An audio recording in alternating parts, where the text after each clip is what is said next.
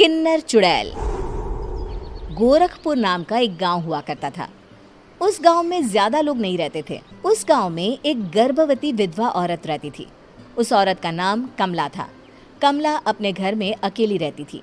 उसके पति की सारी जायदाद उसके नाम हो गई थी, पर सभी गांव वाले उस औरत को मनहूस औरत समझा करते थे और सभी उससे नफरत किया करते थे।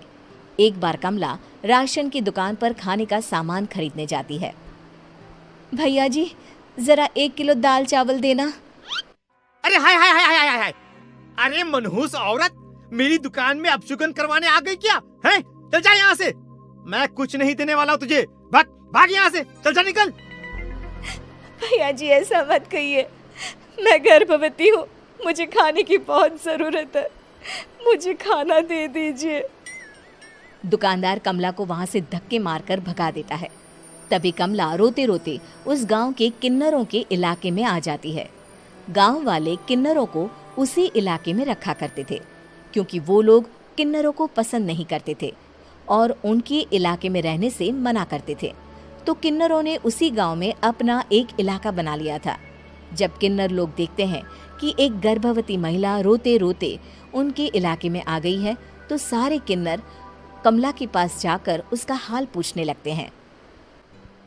क्या हुआ बहन, तुम्हारी गर्भवती अवस्था में इतनी बुरी हालत कैसे?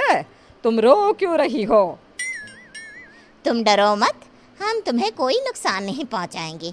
तुम शांत होकर सब बताओ कि हुआ क्या है। मैं कमला हूँ। मैं गांव के दूसरे इलाके से आई हूँ। 2 महीने पहले ही मेरे पति की मौत हुई है।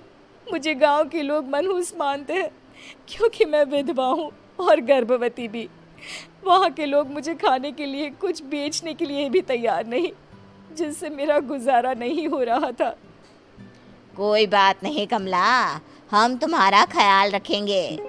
किन्नर लोग कमला को एक खाली घर में रहने के लिए जगह दे देते हैं और उसकी देखभाल भी करते हैं।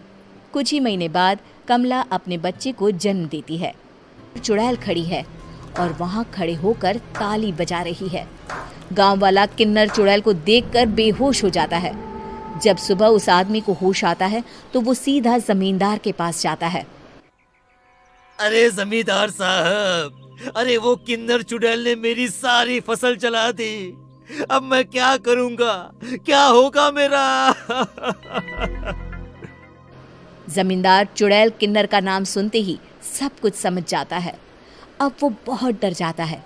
उसी रात को जब जमींदार डर के मारे अपने कमरे में सो नहीं पाता, तभी वहां अचानक से किन्नर चुड़ैल आ जाती है। किन्नर चुड़ैल जोर जोर से जमींदार के आगे खड़ी होकर हंसने लगती है और ताली बजाने लगती है। जमींदार उस डरावनी किन्नर चुड़ैल को देखकर बहुत डर जाता है। तूने मेरे साथ बहुत बुरा किया, अब मैं तुझे जान से मार दूंगी।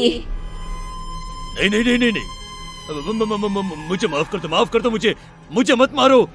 मैं कभी ऐसा दोबारा नहीं करूंगा। अब तुम जो बोलोगी वही मैं करूंगा।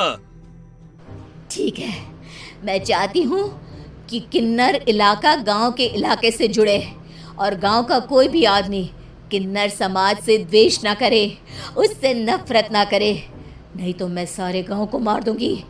और तुम गांव में एक नया कानून बनाओ कि अगर किसी ने भी किन्नर समाज को हानि पहुंचाने की कोशिश भी करी या इनसे भेदभाव करने की भी कोशिश करी, तो उनको कड़ी से कड़ी सजा मिलेगी। हाँ हाँ हाँ हाँ, मैं ऐसा ही करूंगा। तुम जो बोलोगी वो मैं करूंगा, पर मुझे जाने दो प्लीज। तब वो किन्नर चुड़ैल वहां से चली जाती है। गांव का जमींदार किन्नर चुड़ैल का कहा मानते हुए दोनों इलाकों को एक कर देता है और नया कानून भी लागू कर देता है। तब से वहां किन्नर समाज और बाकी गांव वाले शांतिपूर्वक रहने लगते हैं।